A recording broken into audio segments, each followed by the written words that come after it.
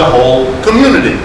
So of course, in every commodity is embodied some portion of the abstract labor in the community.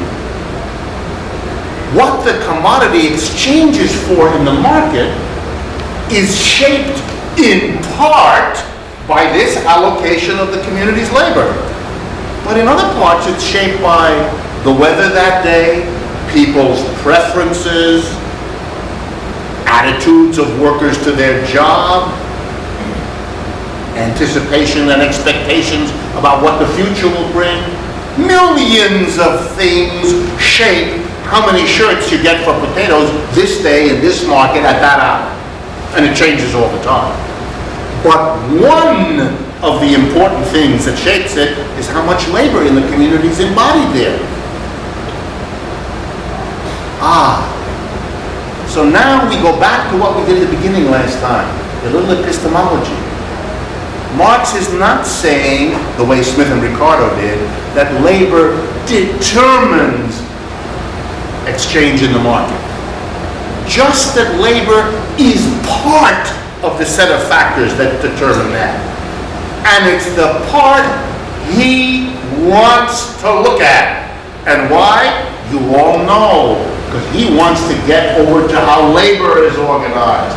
So of course, he wants to look at that aspect of the commodity that concerns labor.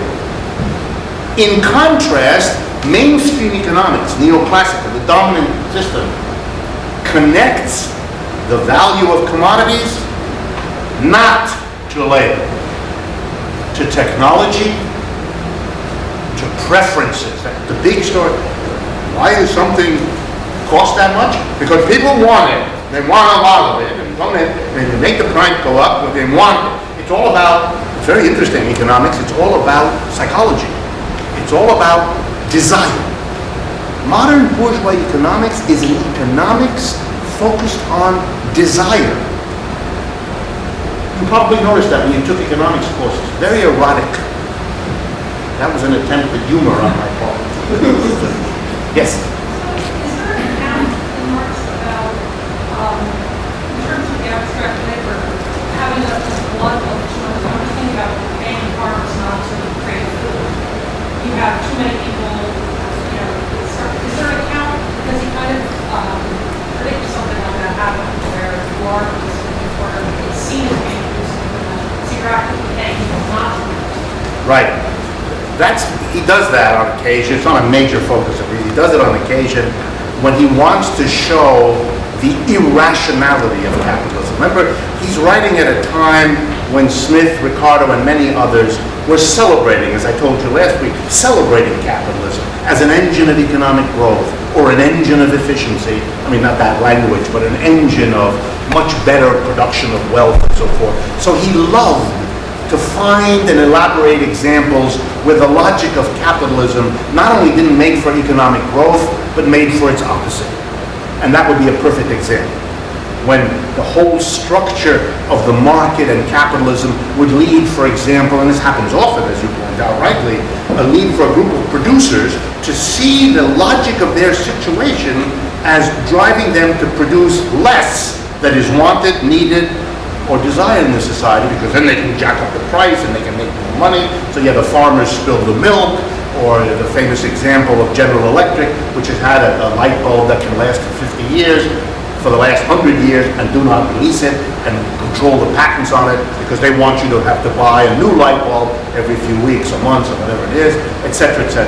Marx loved them, but he used them as illustrations, as sort of puncture holes in the self-grandizing fakery, he thought about it, of capitalism's virtues. Okay. Let me turn then to Marx playing with the labor theory of value as he understood it.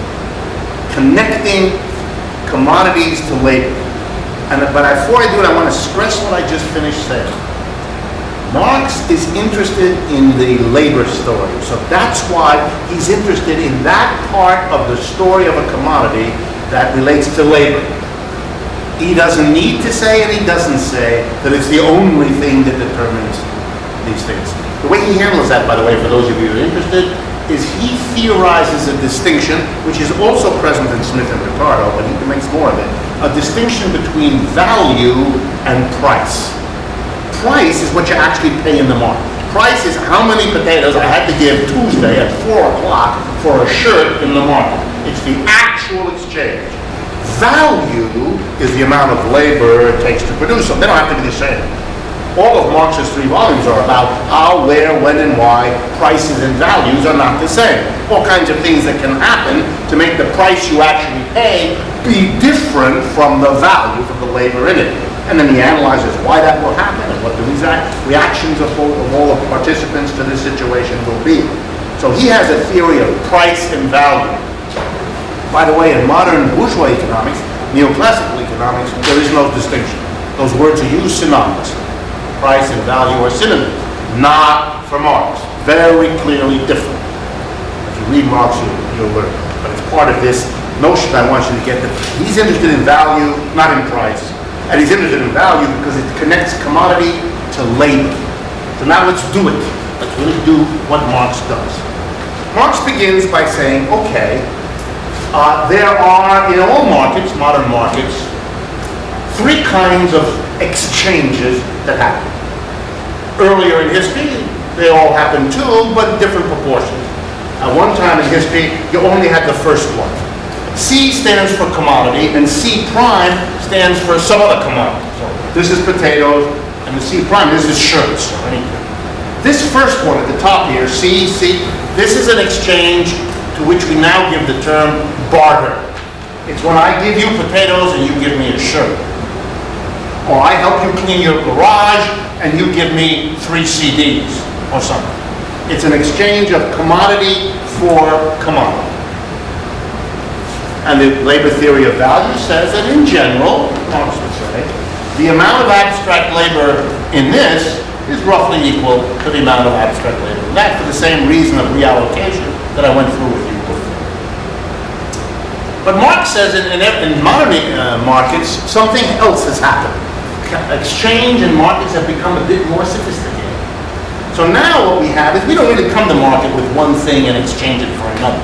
We come to market with whatever it is we have to sell, and we sell it for money. And then we use money to buy whatever it is we want. So if I am a potato farmer, I come with my potatoes and I sell them for money, and then I use my money to buy shirts, shoes, and anything else. So the modern form of exchange, when people have something to sell, they sell it for money, they sell for money, and then use the money to buy. Okay? But now Marx says, there is yet another player in the world of exchange, and this player poses a mystery. Because here we can see a certain amount of your labor embodied in potatoes is exchanged for that amount of labor embodied in something else. And here we can see a certain amount of labor is embodied in something. There's that amount of money, and you use that amount of money to buy something else. It's, as Marx calls it, these are exchanges that are based on equivalence. We want a different quality. We want to give up potatoes and get shirts. We give up potatoes for money to get shirts. But the value, the amount of labor in all of them is the same. Quantity hasn't changed. It's just quality that's changed. We want to give up one kind of thing to get another kind of thing. But look at this third one. This third one, Marx says, goes on in every market, but it is a mystery. Why? Because this is an exchange, a player in the market who doesn't begin with a commodity to sell, but begins instead with money. And this player uses money to buy a commodity, which he then resells. See, notice here, this one enters the market, sells something in order to buy and consume it. This guy enters the market with something which he sells in order to buy something else and consume it. This guy is weird.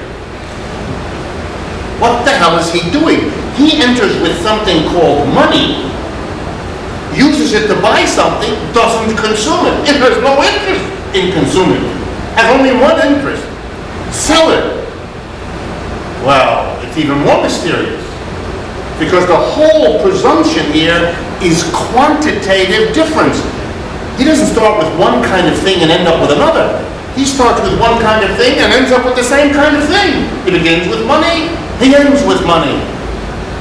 These people are driven by getting rid of one quality of thing for a different quality. These people start with one quality and hope to end up with the same quality. The only thing that drives these people is quantity. They start with a quantity of money and they want to end up with M prime, more money. And Marx says, what the hell is that about? Because, yeah, they're exchanging money for goods, goods for money, which is what these people are doing, goods for money, money for goods. But the whole purpose and logic are different. Now, a little footnote. For those of you that studied conventional economics basically goes like this. It really tells a story about this. It imagines that this is what's going on, that everybody in the end is only buying in order to eventually consume. These people never consume anything. These people are a mystery. These people enter the market, participate in buying and selling, but unlike these people, they're not interested in consuming anything ever. They are driven by a completely weird objective. To enter with money, to leave with money, identical, just to have more of it. And Marx says, that's where we have got to go. And why would Marx be doing that? Because the difference between the money you have at the beginning and the money you have at the end, the logic, the goal, the purpose of these people's participation in a market economy is to make the value grow, to expand the quantity of money they have from M to M prime. To start, I'm going to now use Marx's language, to start with an amount of value M, and to do something with it so that you end up with the same amount of money you had at the beginning, plus an extra. Value becoming more value. Marx's language. Value acquiring surplus value.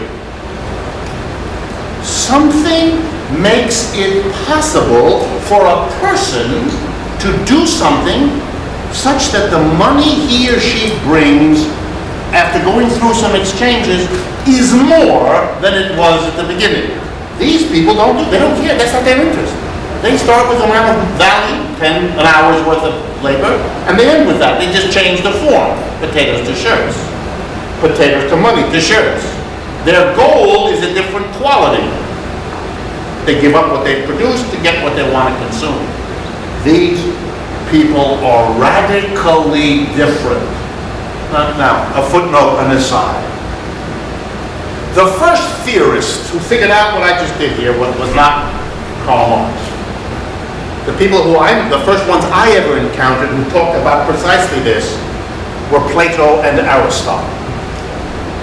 And both of them, basically, they had differences, important differences, but both of them had this analysis that you might find intriguing. There were markets in Athens in the time of Plato and others. There were markets. They weren't the basic